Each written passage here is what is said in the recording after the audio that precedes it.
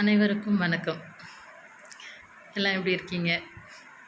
என்னடா போன வீடியோவில் வந்து ரொம்ப கத்தி, ரொம்ப சத்தம் போட்டு, திட்டினேன் அப்படின்ட்டு நிறைய பேர் வந்து சொல்லியிருந்தாங்க. என்னோடய லாஸ்ட் வீடியோ பார்த்துட்டு. நிறைய பேர் வந்து கேட்டிருந்தாங்க, "ஏன் இவ்வளோ கோவம்? ஏன் இப்படி? நீங்கள் தான் பார்த்து போகணும். நம்ம தான் வந்து பார்த்துக்கணும்." எல்லாம் ஓகே. அக்செப்ட் நான் பண்ணிக்கிறேங்க. ஆனால் ஒன்று, நான் வந்து லாஸ்ட் வீடியோவில் வந்து ரொம்ப சத்தம் போட்டு கத்துனேன். நிறைய பேர் வந்து எனக்கு டிஎம் பண்ணியிருந்தீங்க அண்ட் பர்சனலாக மெசேஜஸ் அனுப்பியிருந்தீங்க. ஸோ எனக்கு என்ன தோணுச்சுன்னா, நான் வந்து சத்தம் போடல. நான் வந்து பேசினது உங்களுக்கு கத்தி பேசுகிறதா தெரிஞ்சிருக்கலாம். ஆனால் அது என்னோடய கோவம் இல்லை, என்னோடய ஆதங்கம். ஒரு குழந்தையோ நான் வச்சுருக்கேன். ஸோ என்னோடய ரெஸ்பான்சிபிலிட்டி எனக்கு இருக்குது. நான் பார்த்து தான் போகிறேன். இதை விட என்னங்க பார்த்து போகணும் ஒருத்தர்? சொல்லுங்கள் பார்க்கலாம். இன்னும் எவ்வளோ பார்த்து போகணுன்னு நினைக்கிறீங்க? ஓரமாக போகிறோம், மெதுவாக போகிறோம், எல்லாமே சேஃப்டியாக போகிறோம். அப்படி போயிட்டுருக்கும்போது நீங்கள் வந்து ரெஸ்பான்சிபிள் இல்லாமல் நீங்கள் நடுவில் வந்துட்டு அதை நான் கேட்கக்கூடாது அப்படின்னா என்ன அர்த்தம்?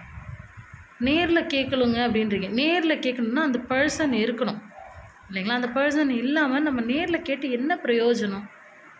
அப்போ ஏன் இதில் வந்து கேட்குறீங்கன்னா, இதில் நான் பேசணுன்னா அட்லீஸ்ட் அந்த பர்சன் பார்க்கலாம். இல்லைனா அதே மென்டாலிட்டியில் இருக்கக்கூடிய நிறைய பேர் இருக்காங்க.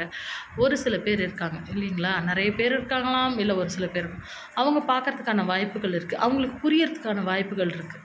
அதை நான் பொலைட்டாக சொல்லியிருக்கலாம். பட் என்னால் அந்த சிச்சுவேஷனில் பொலைட்டாக சொல்ல முடியலங்க. இப்போது எல்லாருக்குமே ஒரு ஒரு ரெஸ்பான்சிபிலிட்டி இருக்குங்க.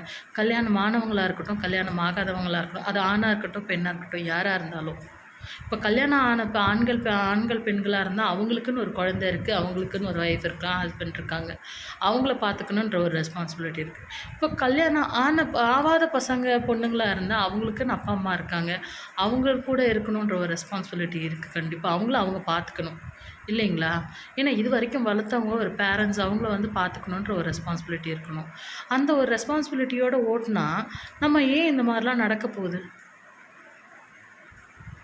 இல்லை, நான் ஏதாவது தப்பாக பேசியிருந்தேன் அப்படின்னா மன்னிப்பு அப்படின்னு நான் கேட்டுக்கிறேன். ஏன்னா நான் தப்பாக பேசினா தான் எனக்கு படலை.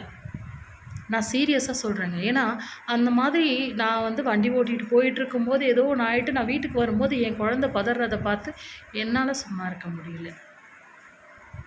ஏன்னா நாளைக்கு எனக்குன்னு இருக்கிறது என் குழந்தையும் என் ஹஸ்பண்டும் தான்.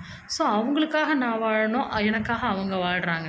ஸோ அப்போ இருக்கும்போது நம்ம பார்த்து போகும்போது ஏன் உங்களால் அந்த ரெஸ்பான்சிபிலிட்டி எடுத்துக்க முடியல? நம்ம வந்து இப்படி போகிறதுனால அடுத்த குடும்பம் கெடுமேன்ற ஏன் உங்களுக்கு எண்ணம் வர மாட்டேங்குது? அதுதான் என்னோட கேள்வி. நன்றி.